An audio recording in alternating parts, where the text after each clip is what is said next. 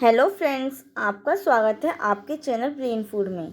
इस वीडियो में हम जो बीए प्रोग्राम के जो स्टूडेंट हैं 6 सेमेस्टर के, जिनका डिसिप्लिन सब्जेक्ट है इकोनॉमिक्स का, economics development and policy in India, इसमें यूनिट सेकंड जो आपकी है उसको मैं इस वीडियो में कंप्लीट करवाऊंगी।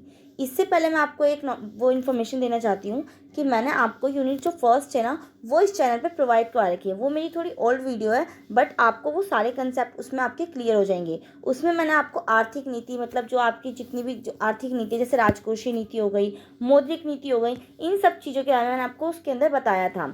तो अगर जिन बच्चों ने वो वीडियो नहीं देखी होगी तो आप उस वीडियो को जाकर देख लें, जिससे कि आपके जो पेपर में एग्जाम में क्वेश्चन आए ना तो आपसे कोई भी क्वेश्चन ना छूटने पाए। तो इसलिए आप जाकर उसको देख लें, ठीक है। और ये आपकी यूनिट सेकंड होगी। ये जो आपकी यूनिट सेकंड है वो आपका नाम क्या है, इसका कृषि नीतियाँ और प्रदर्शन, ठीक है। तो मैं आपको इसके अंदर बता देती हूँ कि ये ना बुक्स में इतना आपको क्लियर नहीं करके दे रखा कि आपको कृषि के किन किन टॉपिक से क्वेश्चंस पूछे जा सकते हैं। मतलब आप आपसे कृषि के बारे में क्या क्या पूछ सकते हैं। अब जैसे कि भूमि सुधार हो गया, कृषि में आपकी हरित क्रांति हो गई, कृषि हमारे अर्थव्यवस्था के लिए क्यों इतनी ज़्यादा इंपॉर्टेंट है। तो इस टाइप से बहुत से क्वेश्चन बन सकते हैं कृषि के ऊपर, क्योंकि कृषि कोई छोटी सी चीज़ तो है नहीं।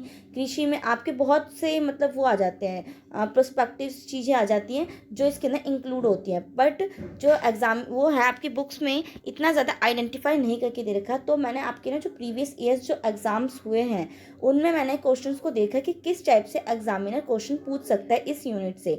तो मैं उन क्वेश्चंस को आपके सामने लेकर आई हूँ, ठीक है। और हाँ, एक चीज़ और, इसमें मैंने आपको क्वेश्चन के थ्रू इसलिए इस टॉपिक को रखा है ना, क्योंकि आपसे मतलब इसमें ये है ना कि ये कोई मतलब इसमें आपको वो सिर्फ इतना सा टॉपिक दे रखा है। हाँ, आपके चैप्टर का नेम इतना है, बट इसके अंदर आपको सिर्फ इतना ही नहीं पढ़ना कि कृषि क्या है, कृषि हमारी अर्थव्यवस्था के लिए क्यों इतना ज़्यादा इंपॉर्टेंट है। सिर्फ इतना ही नहीं पढ़ना, आपको इसके ना बहुत सी चीज़ें पढ़ना है। मैं आपको एक बार दिखा देती हूँ कि जिससे कि आपको थोड़ा सा पता चल जाए कि हाँ हम क्या पढ़ाई कर रहे हैं।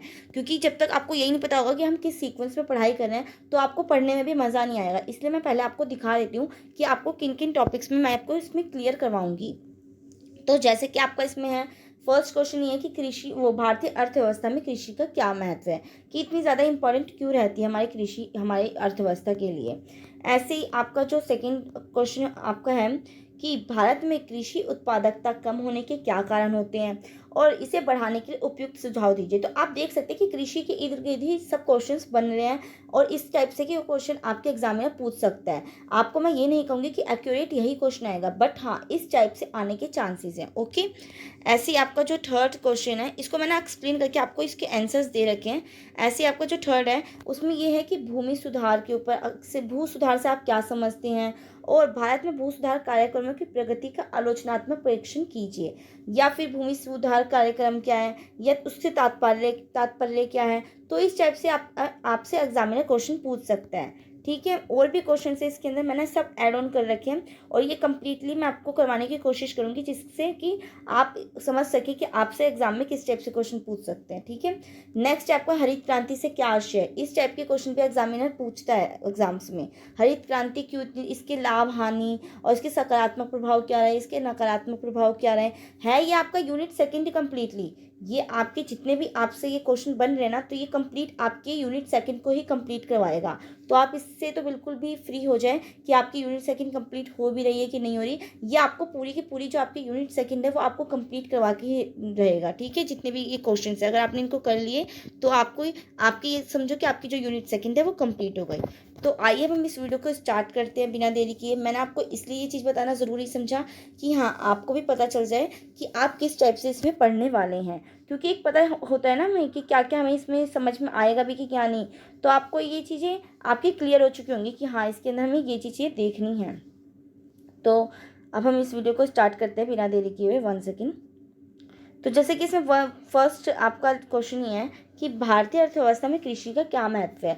तो पहले तो हमें यही पता होना चाहिए कि हमारी अर्थव्यवस्था के लिए कृषि क्यों महत्वपूर्ण, क्यों इतनी ज़्यादा इंपॉर्टेंट है।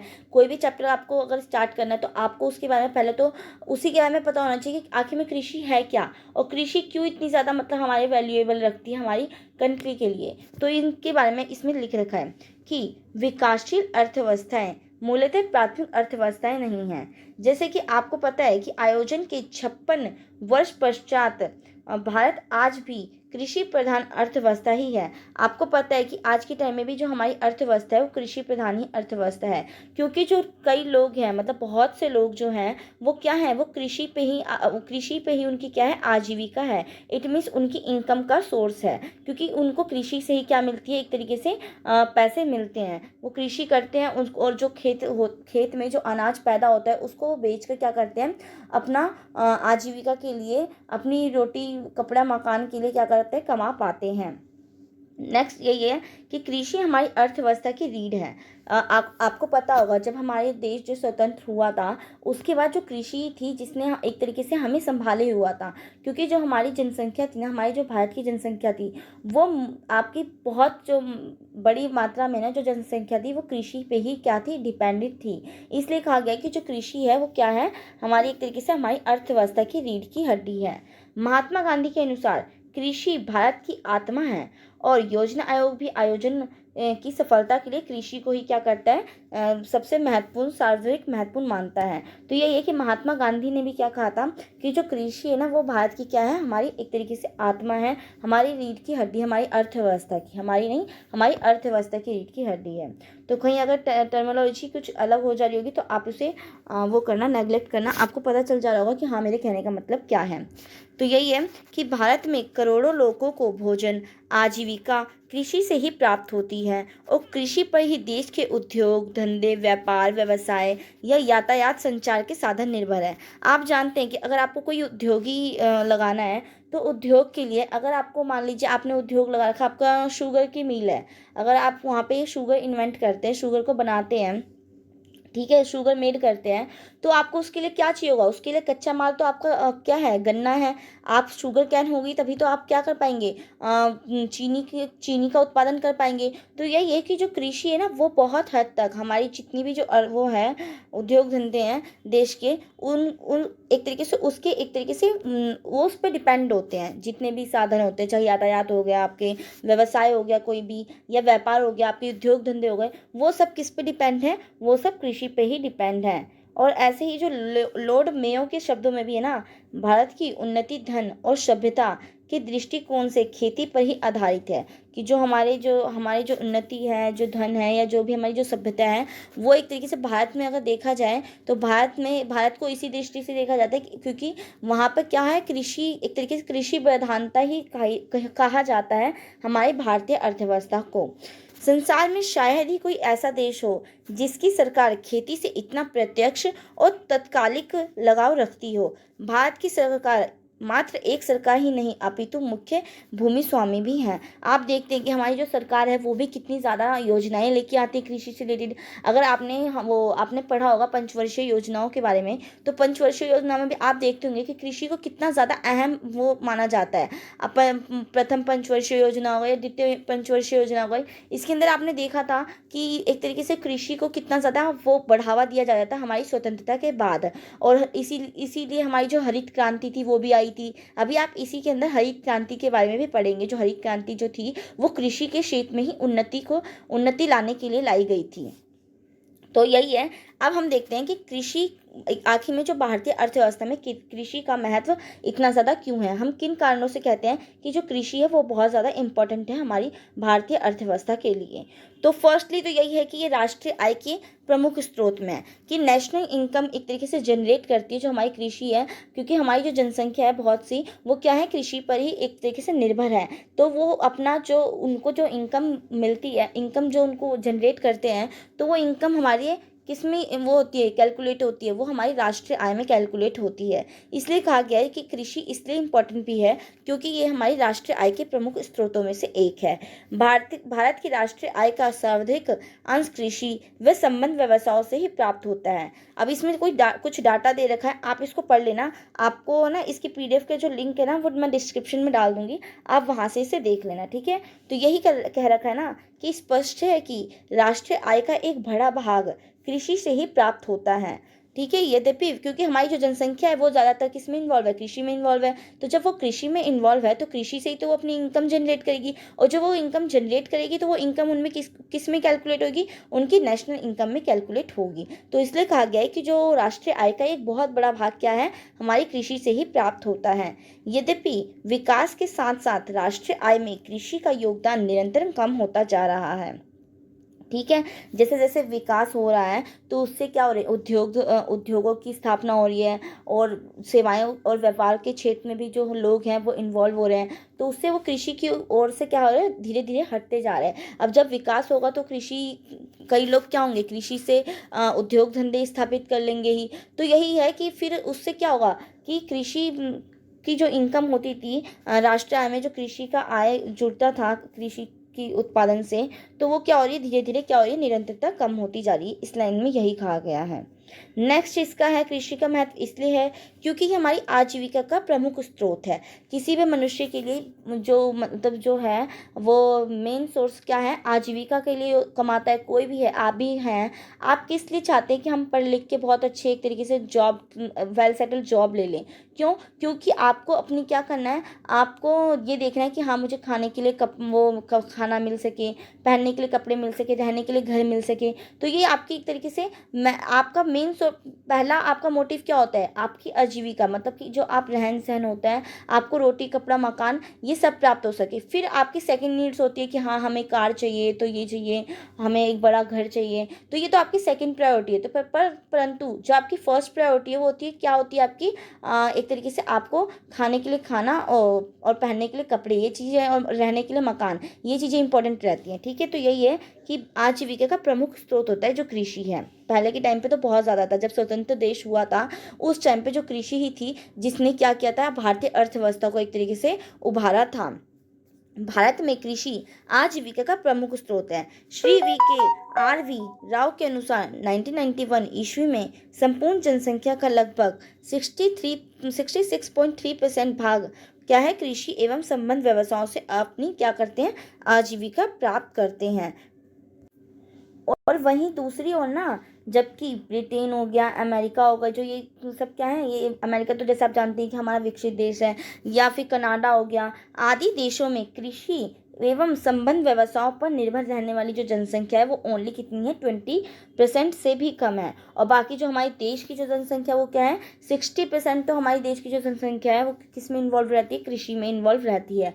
और स्वतंत्र टाइम पे तो और ज़्यादा क्या थी, कृषि में ही इन्वॉल्वमेंट थी। हमारी बहुत सी जो जनसंख्या थी, 100% में से हमारी 70, 80, 90% जो जनसंख्या थी वो कृषि में ही अपनी इन्वॉल्वमेंट दिखाती थी। यही है। और बाकी जो विकसित देश होते हैं, या जो बाकी जो अदर देश हैं, उनकी से 20% से भी कम जो जनसंख्या वो किस में इन्वॉल्व है, कृषि में इन्वॉल्व है। देश की कुल जनसंख्या का 77.3% भाग गाँव में रहता है, और गांव में मुख्य व्यवसाय किसमें क्या होती है, कृषि होती है। क्योंकि हमारी जो देश की जो जनसंख्या है वो ज़्यादातर कहाँ पे रहती है, गांव में रहती है। शहरों में लोग कमाते हैं, आप तो देखते होंगे आपके गांव में से अब बहुत ज़्यादा लोग क्या होते हैं, ट्रांसफ़र हो रहे होते हैं, मतलब कि इधर से उधर जा रहे होते हैं, स्थानांतरण कर रहे होते हैं शहरों की ओर। परंतु जब आज़ाद हुआ था देश, या जब पुराना टाइम था 2000 के टाइम पे, या 2010 या 12 के टाइम पे, तो उस टाइम पे क्या थी, जो हमारी 70% जो जनसंख्या थी ना वो गाँव में रहती थी, और गाँव में मुख्य व्यवसाय क्या है आपका, कृषि है। इसलिए लोग क्या होते थे, कृषि में इन्वॉल्वमेंट रहते थे,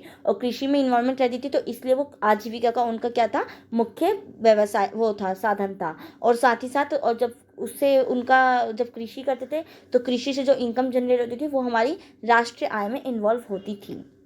तो आप इसको अच्छे से लिंक कर पा रहे होंगे कि मेरे कहने का क्या मतलब है, कि क्यों कृषि हमारी जो अर्थव्यवस्था है उसके लिए इतनी ज़्यादा इम्पोर्टेंट है। अब नेक्स्ट पॉइंट है आपका कि सार्वधिक भूमि का उपयोग। जो कृषि है ना, इसमें यही है लिखा कि कृषि में देश के भू क्षेत्र का सर्वाधिक भाग उपयोग किया जाता है। कृषि आप देखते होंगे कि भूमि पर की जाती है, और बहुत सी भूमि क्या, उस पर क्या की जाती है, खेती की जाती है। आप अगर गांव में जाते होंगे तो आप ज़रूर देखते होंगे कि आपके मम्मी पापा या आपके जो दादा दादी हैं उनके जो खेत होंगे वो रखे रहते हैं, और उस पर जो लोगों को क्या कर दिया जाता है, अगर आपके मम्मी पापा अगर शहर में रहते हैं तो वहाँ पे लोगों को काम पे लगा दिया जाता है कि हाँ वहाँ पे वो खेती करें, और उसमें से आधा अनाज वो ले लें और बाकी अनाज को बेच कर वो उनके क्या कर दे, पैसे रिटर्न कर दे। इस टाइप से बहुत सारा मतलब चलता है, ठीक है। तो यही है कि हमारे लिए कृषि इसलिए भी इम्पोर्टेंट है क्योंकि जो हमारे देश में जितनी भी भूभाग है उस पर बहुत ज़्यादा कृषि की जाती है, खेती की जाती है। तो ये एक तरीके से बहुत ज़्यादा भूभाग जो हमारा है वो कृषि के लिए उपयोग किया जाता है। नेक्स्ट है कि खाद्यान्नों की पूर्ति का साधन। अब कृषि इसलिए भी इम्पोर्टेंट है हमारे अर्थव्यवस्था के, क्योंकि हमें क्या करती है, खाने के लिए उत्पाद एक तरीके से देती है। एक खाद्यान्नों का किया जाता है, कृषि के माध्यम से उत्पादन किया जाता है, खेती करी जाती है। तो उस पर आलू, गेहूँ या आपके बाजरा, चावल, ज्वार, ये सब क्या किए जाते हैं, उत्पादित किए जाते हैं। तो वो क्या है, हमारे एक तरीके से भोजन का एक तरीके से आधार भी है। जो हमारी जो कृषि है वो हमारे भोजन का आधार है। तो इसलिए यही लिख रखा है कि खाद्यान्न की पूर्ति का साधन भी है। तो जैसे कि इसमें लिख भी रखा है कि कृषि देश की लगभग 121 करोड़ जनसंख्या को भोजन, लगभग 36 करोड़ पशुओं को चारा प्रदान करती है। यहाँ यह उल्लेख नहीं है कि भारतीयों के भोजन में कृषि उत्पादन की प्रमुख होते हैं। यदि जनसंख्या वृद्धि एवं आर्थिक विकास के परिवेश में खाद्य सामग्री की पूर्ति को नहीं बढ़ाया जाता तो देश के आर्थिक विकास का ढांचा क्या हो जाता है, चरमरा जाता है। तो यही इसके अंदर कहा गया है कि देख सकते हैं आप कि कितनी ज़्यादा जो जनसंख्या है वो हमारे किस पे डिपेंड होती है, भोजन पे डिपेंड होती है। तो इसलिए जो कृषि है वो बहुत ज़्यादा क्या है, इम्पॉर्टेंट है हमारी अर्थव्यवस्था के लिए। साथ ही साथ चाहे वो पशु हो गए, उनके लिए जो चारा उत्पादन किया जाता है वो भी एक तरीके कृषि के माध्यम से ही होता है। तो यही कहा गया है ना कि अगर कृषि में मतलब कृषि में अगर खाद्य सामग्री की पूर्ति को, अगर जैसे जनसंख्या बढ़ जाए और खेती के लिए जब खेती करी जाती है तो उससे अनाज है, अगर वो कम पैदावार उसमें हो तो उससे क्या होगा, हमारी आर्थिक संकट आ जाएगा। क्योंकि खाने के लिए लोगों को क्या नहीं मिल पाएगा, उत्पाद नहीं मिल पाएगा, खाद्यान्न नहीं मिल पाएगा। तो इसलिए ये कहा गया है ना कि ये क्या हो जाता है, देश के आर्थिक विकास का ढांचा क्या कर देती है, चरमरा जाती है अगर इसके अंदर क्या हो जाती है, कमी आ जाती है कृषि के उसमें उत्पादन में। नेक्स्ट है आपका, कृषि इसलिए भी इम्पोर्टेंट है क्योंकि औद्योगिक कच्चे माल की पूर्ति का साधन है। जो कृषि के माध्यम से क्या होता है, अब उद्योगों के लिए जो कच्चा माल जाता है वो कृषि के माध्यम से तो जाता है। जैसे कि मैंने आपको भी एग्जांपल भी दिया था कि आपके जो शुगर कैन का उत्पादन होगा तभी तो आपकी शुगर बन पाएगी ना। जब आपका उत्पादन गन्ने का करेंगे तो गन्ने के थ्रू ही तो आप चीनी का उत्पादन कर पाएंगे। तो इसलिए कहा गया ना कि ये औद्योगिक के कच्चे माल के लिए भी बहुत ज़्यादा इंपॉर्टेंट होती है कि उद्योगों के लिए जो कच्चा माल चाहिए होता है। अब कच्चा माल क्या हो गया, जो उद्योग का कच्चा माल, मान लीजिए चीनी के, अगर चीनी की फैक्ट्री है तो चीनी की फैक्ट्री के लिए उसका जो कच्चा माल है, जो रॉ मटेरियल है, वो क्या हो जाता है, आपका शुगर कैन हो जाती है, इट मीन्स गन्ना हो जाता है। तो यही है इसके अंदर कहा गया कि इसलिए भी जो चीनी है वो बहुत ज़्यादा इंपॉर्टेंट है। अगर मान लीजिए लोग सीधे उद्योगों में काम करने लग जाए, अगर जैसे कि हमारी अर्थव्यवस्था ऐसी होती कि सिर्फ और सिर्फ उद्योगों में ही जो ज़्यादा से ज़्यादा लोग होते हैं वो इन्वॉल्व होते हैं, कृषि कोई नहीं कर रहा होता, तो क्या उद्योग स्थापित हो पाते, नहीं हो पाते। क्योंकि उद्योगों को भी स्थापित करने के लिए जो उसके अंदर मटेरियल बनाया जाता है उसके लिए हमें कच्चे माल की ज़रूरत होती है। और वो कच्चा माल कहाँ से आता है, वो कच्चा माल आपकी खेती कृषि से ही आता है। तो यही इसके अंदर कहा गया है। मेरी थोड़ी स्पीड अगर फास्ट हो जा रही होगी तो आप उससे थोड़ा सा मैनेज कर लेना, क्योंकि कभी कभी होता है ना कि हम फ्लो में पढ़ाते रहते हैं तो उसमें थोड़ा सा सीक्वेंस बनता चला जाता है, तो उसमें पता नहीं चलता कि हमारी स्पीड कितनी है। तो थोड़ा सा आप उसको मैनेज करने की कोशिश करना। अगर आपको नहीं समझ में आ रहा होगा तो आप उसको थोड़ा सा रिवाइंड करके दोबारा से समझने की कोशिश करना कि मैं क्या कहना चाहती हूँ, ठीक है। तो इसके अंदर यही है कि देश के महत्वपूर्ण उद्योग कच्चे माल के लिए कृषि पर ही निर्भर होते हैं। जैसे आप देख सकते हैं जो सूती वस्त्रों के वो हो गए उद्योग हो गए, चाहे चीनी हो गई, जूट हो गई, या फिर वनस्पति तेल, चाय, कॉफ़ी, ये सब किसके इनका जो कच्चा माल होगा वो तो कृषि से ही प्राप्त होगा। तो एक तरीके से क्या है, जो उद्योग हैं वो किस पे डिपेंड होते हैं, कृषि पर डिपेंड होते हैं, निर्भर रहते हैं।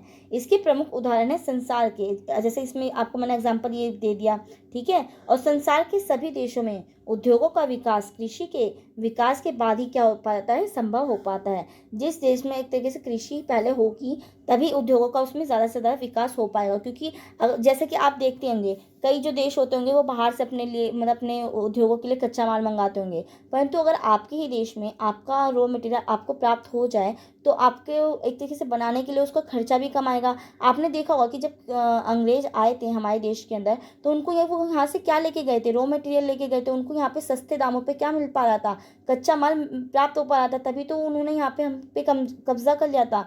तो यही है कि जो हमारा है ना कि संसार में सभी उद्योगों को स्थापित करने के लिए भी क्या सहायक चाहिए होता है।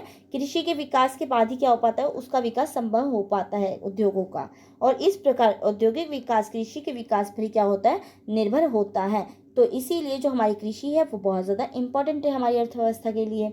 नेक्स्ट है सिक्स्थ आपका पशुपालन में सहायक। अब ये पशुपालन में कैसे सहायक होती है कृषि, तो आइए हम देखते हैं। जैसे आप देख सकते हैं कि हमारे जो कृषक पशुपालक पालन कार्य एक सहायक धंधे के रूप में कार्य करते हैं। पशुपालन उद्योग से समस्त राष्ट्रीय आय 7.8 का भाग प्राप्त होता है। अब मैं आपको इन शॉर्ट वे में बता देती हूँ कि पशुपालन में कैसे सहायक होते हैं जो कृषि होती है। आप देखते होंगे कि आप अपने जो उनके लिए जो खाद्य होता है, जो चारा होता है पशुओं के लिए, वो कहाँ से प्राप्त हो पाता है, वो कृषि से ही प्राप्त हो पाता है। और यही बात कही है कि कृषि तथा पशुपालन उद्योग एक दूसरे के पूरक तथा सहायक व्यवसाय होते हैं। कि जो कृषि हो गई और जो पशुपालन हो गई वो एक दूसरे के पूरक होते हैं। एक दूसरे के पूरक का मतलब होता है कि अगर कोई एक चीज़ नहीं है ना तो दूसरी चीज़ की कोई वैल्यू नहीं है।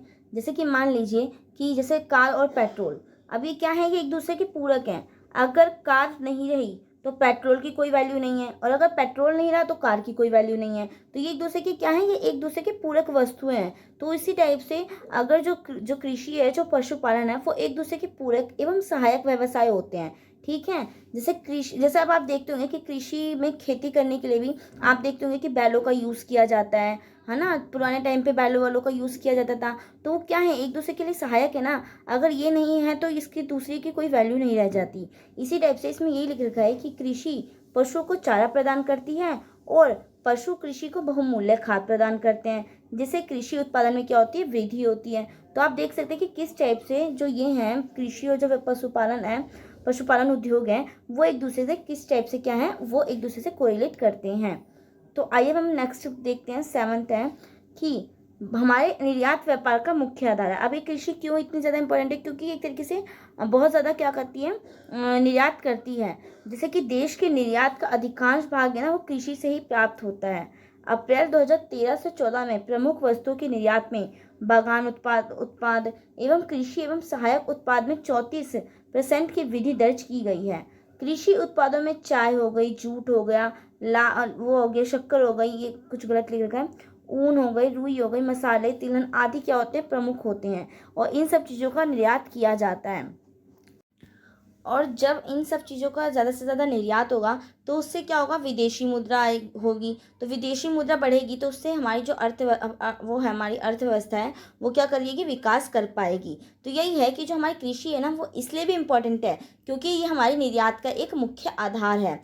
क्योंकि एक तरीके बेस माना जाता है हमारे निर्यात के मुख्य साधनों में। क्योंकि आप देखते होंगे कि आपने अगर पढ़ा होगा कि अंग्रेजों के टाइम पे भी जो अंग्रेज थे वो क्या करते थे, यहाँ से कच्चा माल लेकर जाते थे। तो ज़्यादा से ज़्यादा उस टाइम पे भी क्या होता था, कच्चे मालों का ही क्या होता था, निर्यात किया जाता था। इसलिए कहा गया है कि जो कृषि है वो इसलिए भी इम्पोर्टेंट है क्योंकि हमारे निर्यात व्यापार का क्या होता है, ये आधार होता है। नेक्स्ट आपका 8 पॉइंट है कि केंद्र तथा राज्य सरकारों की आय का साधन होती है। जैसे कि मैंने आपको भी बताया कि नेशनल इनकम में भी अपनी क्या करती है, नेशनल इनकम का भी सोर्स है ये जो हमारी कृषि है। वैसे ही केंद्र और राज्य सरकारों की आय का भी ये क्या है, साधन है। यद्यपि कृषि क्षेत्र पर कर का भार अधिक नहीं होता, तथापि कृषि राजस्व का महत्वपूर्ण स्रोत है। इस पे एक तो टैक्सेस भी कम लिए जाते हैं, कृषि पर लगाए जाते हैं, और लगान से लगभग 200 करोड़ वार्षिक आय का अनुमान लगाया गया है। इसके अतिरिक्त कृषि वस्तु के निर्यात कर से भी आय प्राप्त होती है। जो कृषि वस्तु पर जो टैक्स लगाए जाते हैं उससे भी क्या होती है, इनकम जनरेट होती है। और केंद्रीय सरकार के उत्पादन शुल्कों का एक बहुत बड़ा भाग चाय, तंबाकू, तिलहन आदि फसलों से प्राप्त होता है। आप देख सकते हैं कि बेशक ही कृषि पर ज़्यादा टैक्स का भार नहीं है, परंतु इस पर जो टैक्स लगाया जाता है वो भी क्या है, वो हमारी सरकार की इनकम ही तो है ना। जो टैक्स जो सरकार कलेक्ट करती है कृषि क्षेत्र से, तो वो क्या है, वो हमारी केंद्र और राज्य सरकार की क्या है, इनकम है, आय है। तो ये आय का साधन के तौर पे भी है, हमारी जो केंद्र सरकार और राज्य सरकार की क्या है, आय का साधन है कृषि, इसलिए ये इतनी ज़्यादा इम्पोर्टेंट है। नेक्स्ट है 9th पॉइंट आपका आंतरिक व्यापार का आधार। तो जो कृषि है वो भारत में भारत में खाद्य पदार्थों पर राष्ट्रीय आय का अधिकांश भाग व्यय होता है। जैसे कि आप जानते हैं कि जीने के लिए हमें क्या है, हमें खाना खाना है, हमारे लिए भोजन बहुत ज़्यादा उपयोगी है। तो उसी पे सबसे ज़्यादा क्या करती है हमारी जो जनसंख्या, हमारे भारत की जनसंख्या है, वो उसी पे ज़्यादा से ज़्यादा क्या करती है, इन्वेस्ट करती है। और अनुमान है कि शहरी क्षेत्रों में आय का 60% तथा ग्रामीण क्षेत्रों में आय का 69% क्या है, भोजन पर व्यय किया जाता है। इट मीन शहरों में इतना % व्यय किया जाता है और हमारे जो गांव हैं उनमें भी भोजन पर इतना ज़्यादा क्या किया जाता है, व्यय किया जाता है। स्पष्ट है कि आंतरिक व्यापार मुख्यतः कृषि पर आधारित होता है और कृषि क्षेत्र में होने वाले प्रत्येक परिवर्तन का प्रभाव आंतरिक व्यापार पर पड़ता है। और थोक तथा खुदरा व्यापार के अतिरिक्त बैंकिंग तथा बीमा व्यवसाय में भी कृषि से अत्यधिक प्रभावित है। तो यही है कि जो हमारे आंतरिक व्यापार पे किस टाइप से आधार है कृषि जो है, क्योंकि आप देख रहे हैं कि जो कृषि है, जितने भी वो हम जो कृषि है, जैसे हमारे भोजन के तौर पे भी अगर कृषि को देखा जाए तो 60% गांव की वो शहरों की जनसंख्या उसका यूज़ करती है और साथ ही साथ जो ग्रामीण है वो 69%। तो इसमें यही डाटा इसमें लिख रखा है। और कृषि क्षेत्र में होने वाले प्रत्येक परिवर्तन का प्रभाव आंतरिक व्यापार पर क्या होता है, पड़ता है। थोक तथा खुदरा व्यापार के अतिरिक्त बैंकिंग तथा बीमा व्यवसाय से भी कृषि अत्यधिक प्रभावित होती है। ये लाइन रिपीट हो गई है बट इट्स ओके, ठीक है, इसको आप नेगलेक्ट करना। ये लाइन यहाँ से रिपीट हो गई है, मैं आपको दिखा देती हूँ कि जिससे कि जब आप इसके नोट्स को रीड आउट करें या अपने नोट्स आप बनाएं खुद से तो आपको ये कंफ्यूजन ना हो। नेक्स्ट है 10th कि कृषि इतनी ज़्यादा क्यों इम्पोर्टेंट है। तो इसमें एक रीज़न ये भी है कि ये यातायात के साधनों की दृष्टि से भी महत्वपूर्ण है। कृषि उत्पादन यातायात के साधनों को पर्याप्त मात्रा में प्रभावित करती है। जिस वर्ष कृषि उत्पादन कम होता है उस वर्ष जो रेल है, सड़क परिवहन है आदि सभी साधनों की आय क्या हो जाती है, घट जाती है। क्योंकि अगर कृषि मान लीजिए कम होती है, पैदावार कम होती है खाद्यान्नों की, तो उससे क्या होगा, कम इधर से उधर ट्रैवलिंग होगी, कम यातायात के साधन का यूज़ किया जाएगा। और जब कम यातायात के साधनों का यूज़ किया जाएगा, जब कम ट्रांसपोर्ट का यूज़ किया जाएगा, तो वो क्या करेगी, कम इनकम जनरेट करेगी। और वो कम इनकम जनरेट करेगी तो एक तरीके से देखा जा सकता है कि जो कृषि पे ही क्या है, यातायात के साधन भी निर्भर करते हैं।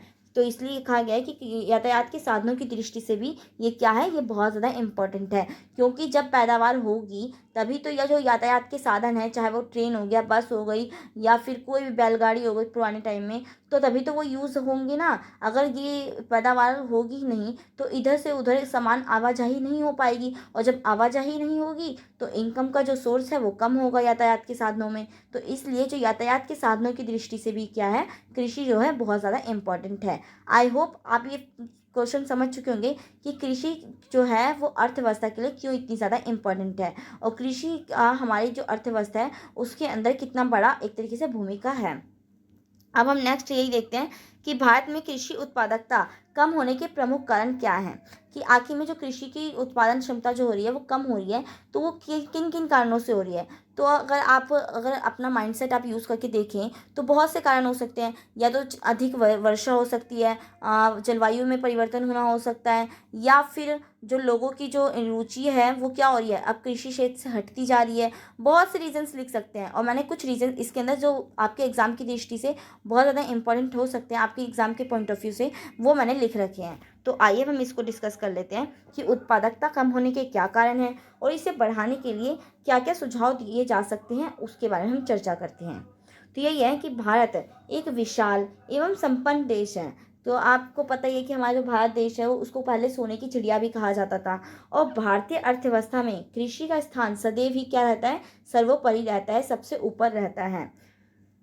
किंतु भारत में फसलों को प्रति हेक्टेयर उत्पादन विश्व के अनेक देशों की तुलना में अत्यंत निम्न होता है। क्योंकि यहाँ पे ना, अब क्यों ऐसा कहा गया है कि बाकी देशों में अगर प्रति हेक्टेयर देखा जाए कि उत्पादन कितना, मान लीजिए 1 हेक्टेयर ज़मीन पर इतनी पैदावार हुई है आपकी 100 क्विंटल या कितनी भी, मैं एक एग्जांपल दे रही हूँ, आप इसको रियल एग्जांपल से कोरिलेट मत करना कि इतनी पैदावार हो रही है, परंतु वहीं दूसरी ओर अगर दूसरे देशों में देखा जाए तो उतने ही ज़मीन पर बहुत ज़्यादा पैदावार हो रही है। ऐसा क्यों होता है, क्योंकि हमारे जो देश में ना कृषि के लिए जो यूज़ किए जाते हैं, जो रासायनिक उर्वरक यूज़ किए जाते हैं, उनमें इतनी ज़्यादा क्या नहीं होती, क्वालिटी नहीं होती। तभी तो हरित क्रांति आई थी। अभी हरित क्रांति में पढ़ेंगे, वैसे जिन बच्चों को नॉलेज होगी, क्योंकि ये बेसिक चीज़ है, आपने 6, 7, 8 क्लास में भी पढ़ रखा होगा हरित क्रांति के ऊपर, कोई नई चीज़ नहीं है। बट हाँ, जिन बच्चों को नहीं पता उनके लिए मैं भी बता दूंगी हरित क्रांति क्या है। इसमें नेक्स्ट क्वेश्चन, नेक्स्ट नहीं, आपके कुछ 4-5 क्लासेस हो सकती हैं, उनमें आ जाए।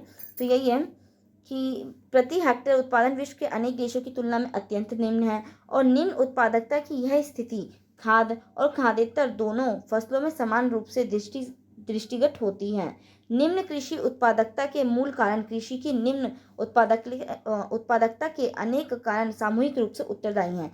कि आखिर में क्यों ऐसा है कि जो कृषि का है, कृषि में उत्पादन क्षमता इतनी कम होती है। तो अब हम इनके रीजंस को देखते हैं कि कृषि की उत्पादकता में इतनी कमी क्यों है, किन रीजंस से है, वो हम कारण को जानेंगे और फिर उसके बारे में हम सुझाव भी बताएंगे। तो यही है कि इसके 4 कारण हो सकते हैं। जैसे इसमें लिख रखा है कि इन समस्त कारणों को 3 उप विभागों में बांटा गया है। तो जैसे आपका फर्स्ट कारण है सामान्य कारण हो सकता है, दूसरा आपका संस्थागत कारण, और तीसरा आपका हो जाता है प्राविधिक कारण। इसको मैंने 3 डिफ्रेंशिएट करके आपको बताया है। एक तो नॉर्मल जो रीज़न हो सकते हैं, जलवायु परिवर्तन हो गया, या फिर आपके कुछ भी भौगोलिक स्थिति, आग लग जाना हो गया, ये सब रीज़न छोटे मोटे रीज़न हो सकते हैं जो सामान्य कारणों में आ जाएंगे।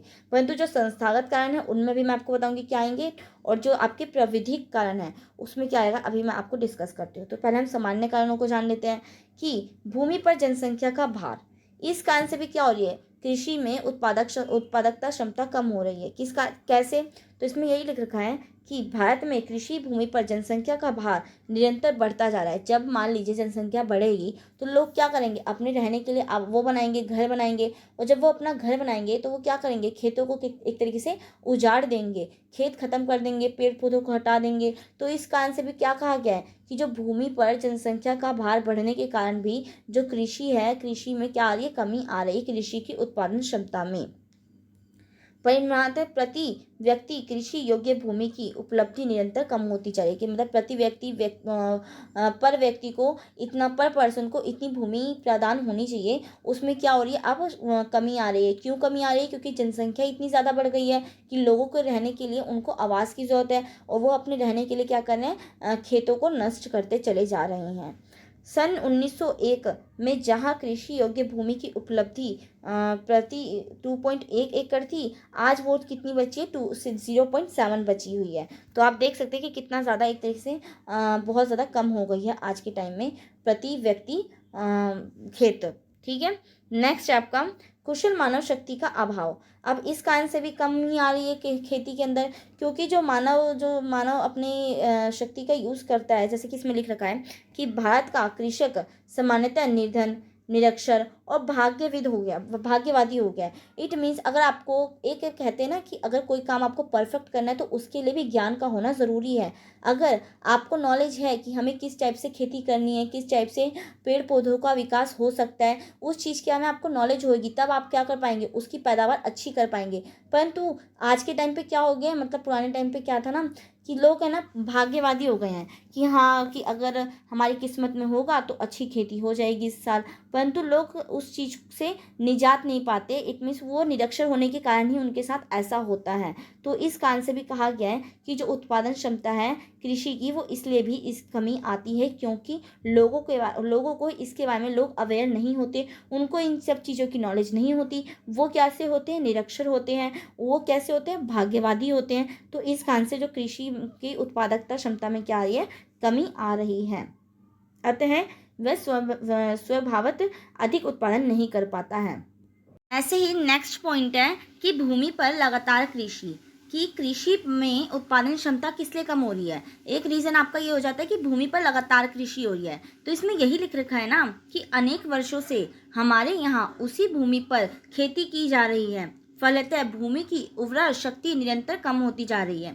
मैं आपको एग्जांपल के थ्रू बताती हूँ। आपने ज़रूर गांव में, अगर आप के मम्मी पापा रहे होंगे तो उनको ज़रूर आपने कहते हुए सुना होगा कि कुछ टाइम के लिए ना भूमि को क्या कर दिया जाता है, पड़ती छोड़ दिया जाता है। मतलब एक भूमि पर अगर आपने खेती कर ली है और उस एक साल में आपने कुछ भी पैदावार की हो, चाहे वो गेहूँ हो गया, बाजरा हो गया, जो हो गया, एनीथिंग एल्स, कुछ भी आपने उस पर वो किया हो, फिर कुछ टाइम के लिए उसको रेस्ट के लिए छोड़ दिया जाता है कि जिससे कि क्या हो, उसमें जो भूमि की में जो मिट्टी की जो उर्वरता शक्ति है वो दोबारा से क्या हो, एक तरीके से पैदा हो सके।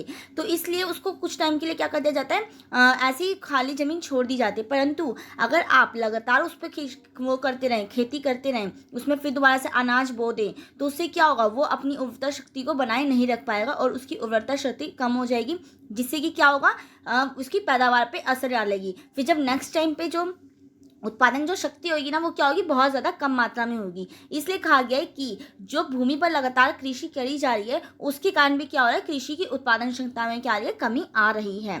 तो यही है कि उर्वरक शक्ति पुनः प्राप्त करने के लिए सामान्यतः ने तो हेर फेर की प्रणाली को ही प्रयोग किया जाता है, ना कि रासायनिक खादों का प्रयोग होता है। इसलिए आप कुछ टाइम के लिए अगर आप उसके थ्रू अगर केमिकल उसके ऊपर ना जाकर आप अगर नेचुरल तरीके से उस भूमि को उर्वरकता शक्ति को बनाए रखना चाहते हैं, तो आप ये कर सकते हैं कि अगर आपने एक भूमि पर उस टाइम पे आपने कोई अनाज बो दिया, उसके बाद कुछ टाइम के लिए उस भूमि को खाली छोड़ दिया जाए और उसके बाद कुछ महीनों बाद फिर दोबारा से उस पर खेती की जाए, जिससे कि क्या हो, उसमें उसकी उर्वरता शक्ति दोबारा से उत्पन्न हो सके, उसके अंदर दोबारा से वो गुण अर्जित हो सके। इसलिए कुछ टाइम के लिए उसको खाली छोड़ दिया जाए, ना कि जो रासायनिक जो पदार्थ होते हैं उनका उपयोग करके फिर उसको उपजाऊ बनाया जाए। ऐसा नहीं करना चाहिए, और अगर करते हैं तो इसके कारण क्या होती है, कृषि की जो उत्पादन क्षमता है उसमें कमी आती है।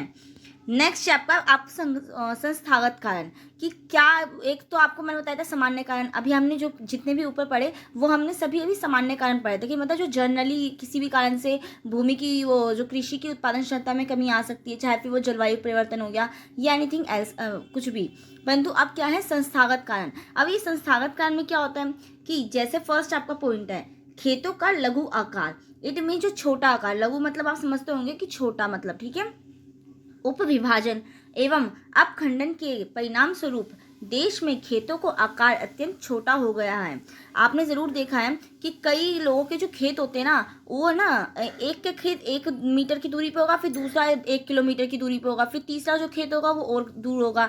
तो इससे क्या होता है ना कि उससे बहुत ज़्यादा आप पैदावार नहीं कर पाते। अगर कोई भी भूमि आपको इकट्ठे कहीं पर दे दी जाती है तो उसमें क्या होता है, बहुत ज़्यादा पैदावार हो पाती है और हम उसको अच्छे से फर्टिलाइज भी कर पाते हैं, उसको अच्छे से उस पर जुताई जो भी की जाती है, बुआई, ये सब एक तरीके से समान रूप से इक्वल वे में हो पाती है। परंतु अगर अलग अलग जगह पे अलग अलग खेत होंगे तो उससे एक तरीके से जो मानव शक्ति होती है उसका बहुत ज़्यादा वो होता है, वेस्ट होती है मानव शक्ति। तो इसलिए कहा गया है ना कि खेतों का जो लघु आकार है ना, उसके कारण भी जो उर्वरकता शक्ति है, वो उर्वरकता शक्ति नहीं, कृषि की जो उत्पादन क्षमता है उसमें कमी आती है। एक तो छोटे आकार होने के कारण भी, और खेतों का होने के कारण, उपविभाजन होने के कारण।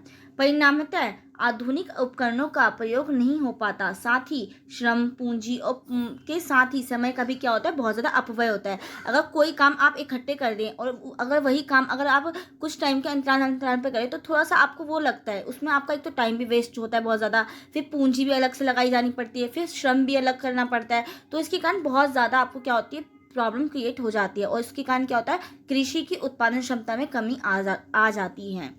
नेक्स्ट रीजन है आपका अल्प मात्रा में भूमि सुधार, कि देश में भूमि सुधार की दिशा में अभी महत्वपूर्ण एवं आवश्यक प्रगति नहीं हुई है, जिसके फलस्वरूप कृषकों को न्याय प्राप्त नहीं होता और इसका उत्पादन पे क्या होता है, प्रतिकूल प्रभाव पड़ता है, मतलब नेगेटिव इफेक्ट पड़ते हैं। प्रतिकूल अगर कई बच्चों को नहीं पता होगा इसका मतलब क्या होता है, तो इसका मतलब होता है नेगेटिव रिजल्ट होते हैं, ठीक है, नेगेटिव इफेक्ट पड़ते हैं।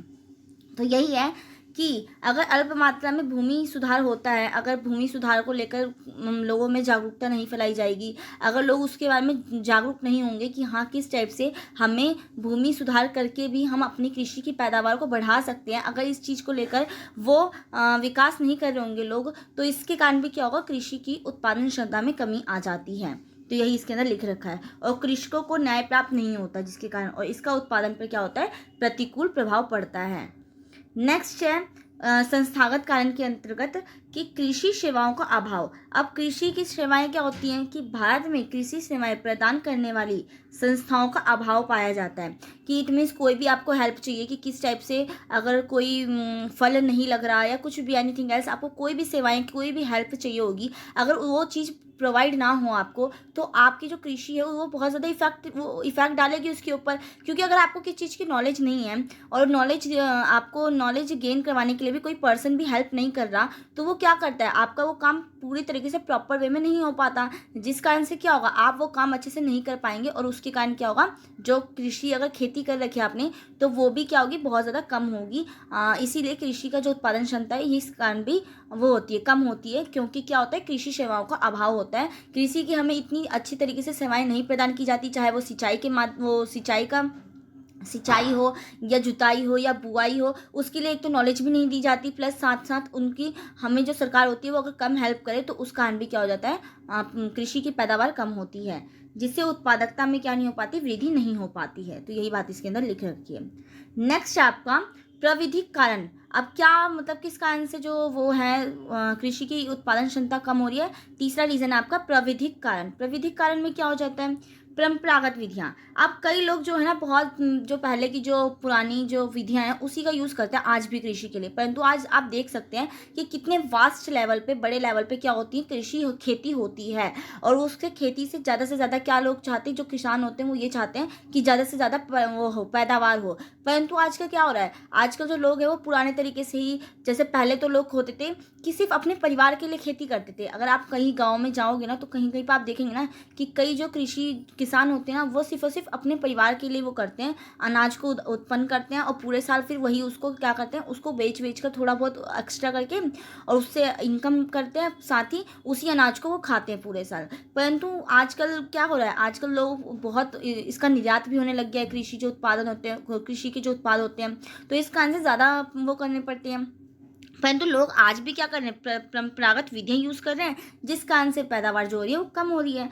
भारतीय किसान अपने परंपरावादी दृष्टिकोण एवं दरिद्रता के कारण, मतलब जो गरीबी के कारण पुरानी और अकुशल विधियों का ही प्रयोग करते हैं, जिससे क्या हो रही है, उत्पादन में वृद्धि नहीं हो पाती है। जो पुराना तरीका है पहले के लिए ठीक था, क्योंकि पहले लोग सिर्फ अपने परिवार के लिए वो करते थे, अनाज को उत्पन्न करते थे, परंतु आज के टाइम पे लोग इसका बहुत ज़्यादा बड़े लेवल पे उत्पादन करते हैं। और अगर आप पुरानी विधियाँ यूज़ करेंगे तो उससे क्या होगा, उत्पादन क्षमता को कम आएगी, उत्पादन जो है वो बहुत ज़्यादा कम होगा। तभी तो हरित क्रांति लाई गई थी। हरित क्रांति में यही तो था ना कि जो अनाज की जो पैदावार थी उसमें क्या की गई थी, बढ़ोतरी की गई थी। जो गेहूं की पैदावार थी वो उसकी मात्रा बहुत ज़्यादा अधिक बढ़ गई थी, क्योंकि उन्नत किस्म के बीजों का यूज़ किया गया था, नई तकनीकों का यूज़ किया गया था, सिंचाई के लिए हो गया या किसी भी चीज़ के लिए। तो उसके कारण क्या होगी, तो बहुत ज़्यादा क्रांति आई थी कृषि क्षेत्र में, इसलिए इसको क्या कहा जाता है, हरित क्रांति कहा जाता था। मैंने आपको इन शॉर्ट में बता दिया कि किस कारण से मैं इसको ये कोरिलेट कर रही हूँ कि परंपरागत विधियों का यूज़ कर रहे हैं लोग, जो किसान हैं, वो इस कारण से क्या हो रहा है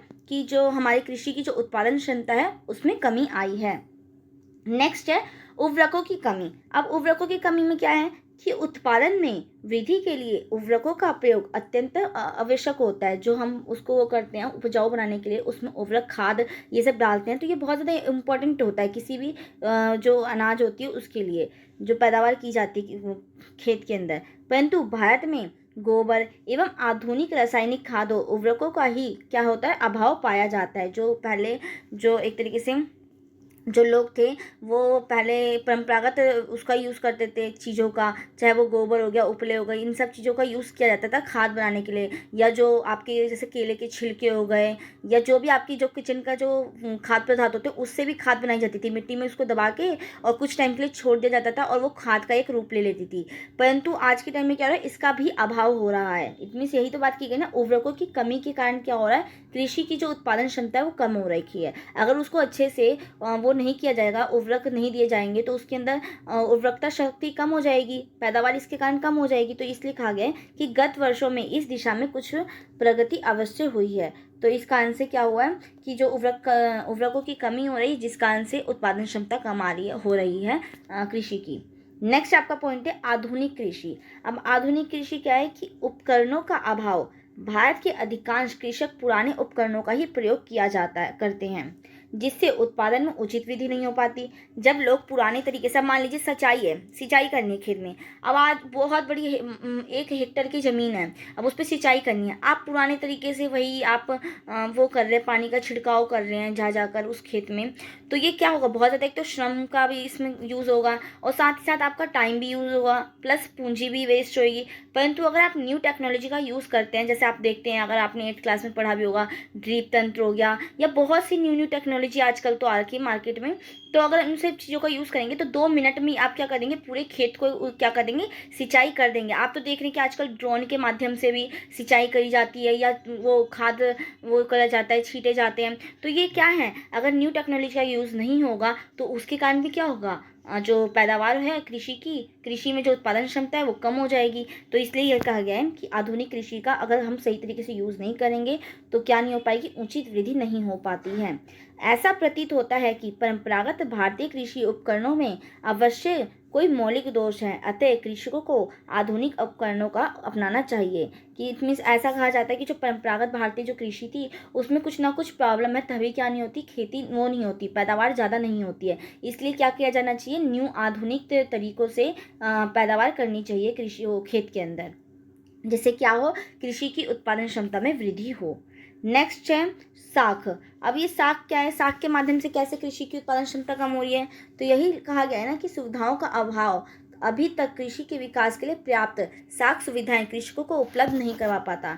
इट मीन जो वो है किसान लोग हैं वो ऋण लेते हैं कि जिससे कि क्या हो कि हाँ वो ऋण लेकर अपने खेत में वो करते हैं, पैदावार उगाते हैं, और पैदावार जब हो जाती है तो उसको बेच बाच कर अपना एक तरीके से ऋण भी चुका देते हैं और वो भी कर देते हैं। परंतु आज के टाइम पे भी इसका क्या हो रहा है, बहुत ज़्यादा इतना ये चीज़ें उपलब्ध नहीं हो पाती कृषकों को, जो कृषक लोग होते हैं उनको ये चीज़ें उपलब्ध नहीं हैं। इसके एक तो मुख्य 2 कारण होते हैं। प्रथम तो कारण ये है कि कृषि वित्त संस्थाओं का अभाव, जो कृषि से रिलेटेड आपको पैसे प्रोवाइड करवा सके, एक तो उसकी कमी है, और साथ ही और उनका सीमित होना, मतलब उसकी कमी होना, सीमित होना।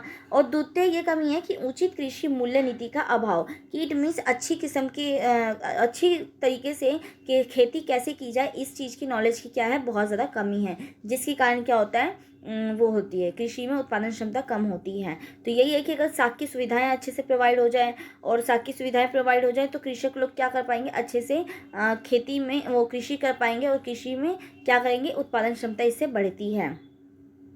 अगर सही तरीके से अगर हमारे पास वित्त संस्थाएं हों देने के लिए पैसे किसानों को, कि हाँ आपको ये पैसे इतने दिए जाते हैं, जब आपकी पैदावार हो जाएगी आप उसके बाद उसको कुछ ना कुछ इस टाइप का सिस्टम होना चाहिए, जिससे कि क्या हो, एक प्रॉपर वे में वो की जा सके, कृषि में उत्पादन क्षमता को बढ़ाया जा सके। परंतु अगर ये चीज़ें नहीं सही तरीके से होती हैं तो इस कारण से उत्पादन क्षमता में कमी आ जाती है।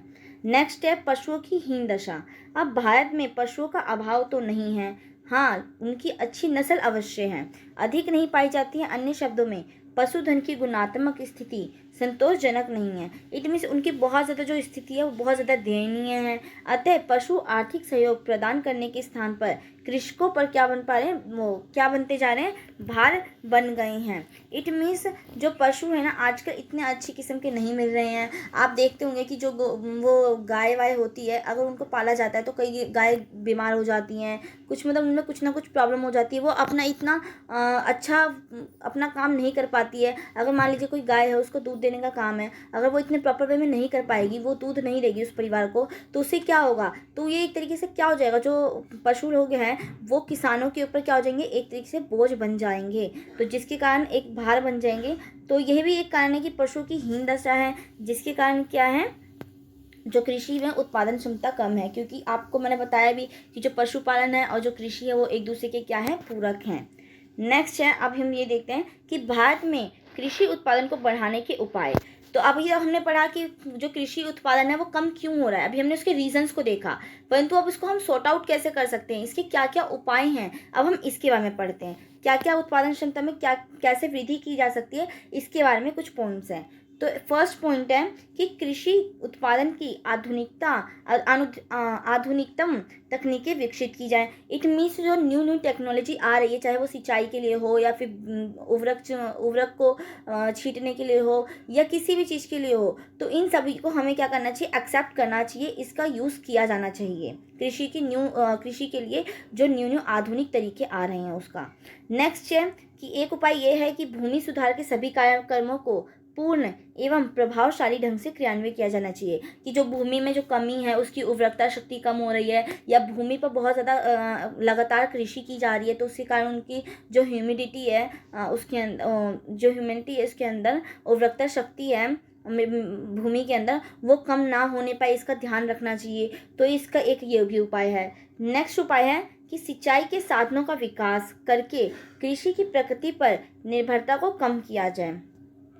कि इसका अच्छे से अच्छे क्या करना चाहिए, सिंचाई के साधनों का अच्छे से अच्छा विकास किया जाना चाहिए। जैसे कि मैंने अभी आपको बताया अभी कि ड्रिप तंत्र हो गया या ड्रोन के थ्रू सिंचाई करना या फिर उर्वरकों का यूज़ करना, तो ये एक तरीके से प्रॉपर वे में होना चाहिए कि जिससे कि क्या हो, कृषि की जो प्रकृति पर निर्भरता को क्या किया जा सके, कम किया जा सके। नेक्स्ट है कि कैसे कृषि की उत्पादन क्षमता को हम कम करने से बचा सकते हैं, क्या क्या उपाय हैं। तो नेक्स्ट है कि खाद हो गई, कीटनाशक औषधियाँ हो गई एवं उन्नत किस्म के बीजों को उचित मूल्य तथा पर्याप्त मात्रा में वितरित करने की व्यवस्था की जानी चाहिए। जैसे कि विपणन व्यवस्था में सुधार किया जाना चाहिए। अभी ये विपणन आपका आएगा भी टॉपिक में बताऊंगी कि विपणन का मतलब क्या होता है, ठीक है।